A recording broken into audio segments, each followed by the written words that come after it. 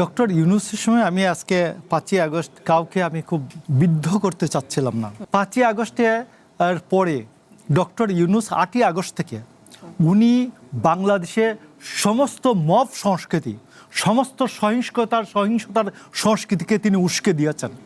আর না হলে আমি আপনাকে বলি যে 90-এর পরে মাসুদ ভাই তো, মাসুদ কামালরা তো উনি আমাদের হয়তো একটু সিনিয়র হবেন অথবা আমার একটু জুনিয়র হবেন। 90-এর গণ অভ্যুত্থানের সময় আমরা একবার প্রথম সারিতে 6 জনের একজন জাতীয়তাবাদী ছাত্রদল, আমি একজন।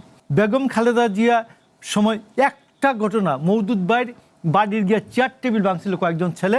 উনি এরা আসছে যখন পার্টি অফিসের 27 নম্বরে আইসা যখন ম্যাডামের কাছে বাহাবা নিতে যাবে, তার আগেই ওনার কাছে খবরটা আসছিল।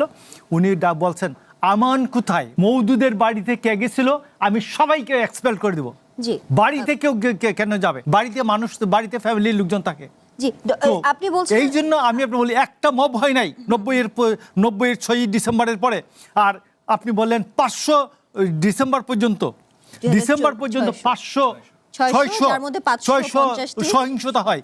600 সহিংসতা ডক্টর ইউনূস এবং ডক্টর ইউনূসের সরকারের আশকারা না থাকলে, উস্কানি না থাকলে এইরকম মব হতে পারে না। জি, কিন্তু আপনি যেটা বলছিলেন যে ডক্টর মোহাম্মদ ইউনূস অন্তর্বর্তীকালীন সরকারের যে সময়কাল, সেই সময়ে তারা এই সহিংসতাকে উস্কে দিয়েছিল।